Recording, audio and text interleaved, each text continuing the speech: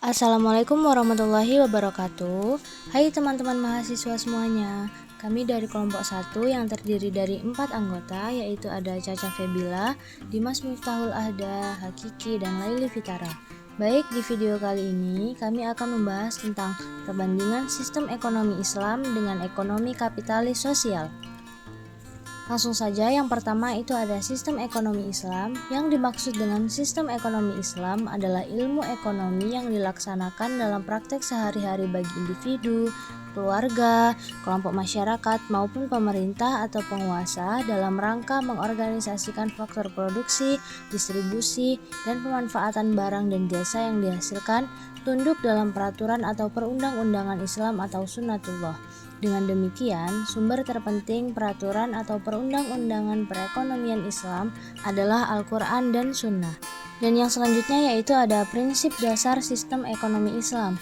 Yang pertama, Allah pemilik segala sesuatu. Yang kedua, kekayaan di dunia adalah untuk mencari kehidupan akhirat. Yang ketiga, bagian di dunia tidak boleh diabaikan dalam mendapatkan akhirat. Yang keempat, berlaku adil kepada sesama manusia. Yang kelima, tidak boleh melakukan kerusakan. Yang keenam, menjunjung kebebasan individu.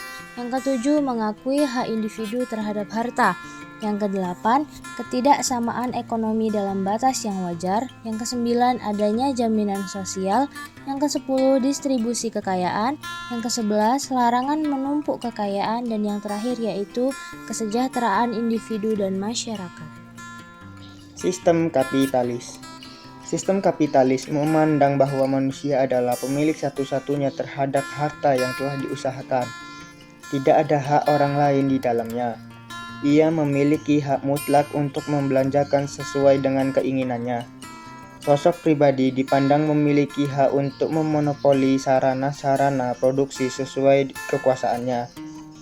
Ia mengalokasikan hartanya hanya pada bidang yang memiliki nilai guna materi atau profit oriented. Kapitalisme sebagai sistem ekonomi muncul pada abad ke-16 yang didorong dengan munculnya industri sandang di Inggris. Ciri-ciri ekonomi kapitalis. 1. Kebebasan memiliki harta serta perorangan. Hak milik perorangan merupakan elemen penting kapitalisme. 2. Persaingan bebas atau free competition. 3. Kebebasan penuh. 4. Mementingkan diri sendiri. 5. Harga sebagai penentu atau price system. 6. Campur tangan pemerintah minimum. Sistem ekonomi sosial. Sistem ekonomi sosialisme adalah sistem ekonomi di mana ekonomi diatur penuh oleh negara. Dalam sistem ini, jalannya perekonomian sepenuhnya menjadi tanggung jawab negara atau pemerintahan pusat. Sistem ekonomi sosialis biasanya disebut juga dengan sistem ekonomi yang terpusat. Baiklah, selanjutnya, ciri-ciri ekonomi sosial.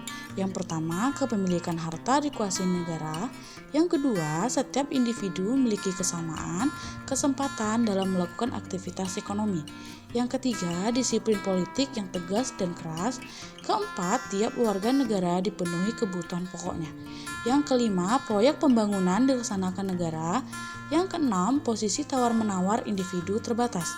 Selanjutnya, perbandingan sistem ekonomi Islam dengan sistem ekonomi kapitalis dan sosial. Yang pertama itu sistem ekonomi Islam. Dapat kita lihat dari kebebasan. Islam memberikan kebebasan kepada individu melakukan kegiatan ekonomi, memiliki dan menikmati hasil yang diperoleh. Selanjutnya, hak terhadap harta. Islam mengakui hak individu untuk memiliki harta. Ketidaksamaan ekonomi dalam batas wajar. Islam mengakui ketidaksamaan ekonomi di antara orang perorangan dalam batas-batas yang wajar. Jaminan sosial. Setiap individu dijamin untuk memperoleh kebutuhan pokoknya masing-masing. Distribusi kekayaan secara meluas. Kesejahteraan individu dan masyarakat, yaitu untuk mewujudkan kemaslahatan bersama. Yang kedua ada sistem ekonomi kapitalis. Dapat dilihat dari kebebasannya, setiap individu mendirikan, mengorganisir, dan mengelola perusahaan yang diinginkan. Selanjutnya ada hak terhadap harta. Individu mempunyai kuasa penuh terhadap hartanya dan bebas menggunakan sumber ekonomi yang dikehendakinya. Selanjutnya ada ketimpangan sosial. Persaingan bebas mengakibatkan munculnya persaingan di antara individu-individu. konsentrasi kekayaan pada kaum kapitalis, hanya pada orang tertentu saja. Dan yang terakhir ada persaingan bebas, akan mewujudkan tahap produksi dan tingkat harga yang wajar. Perbandingan selanjutnya itu perbandingan di sistem ekonomi sosial. Dapat kita lihat ekonomi terpimpin. Semua bentuk produksi dikelola negara. Selanjutnya ada pemilikan harta oleh negara. Individu secara perorangan tidak mempunyai hak memiliki dan memanfaatkan sumber produksi. Selanjutnya kesamaan sosial dalam bidang ekonomi ditentukan oleh prinsip kesamaan. Jaminan sosial kehidupan individu disediakan menurut kebutuhan masing-masing.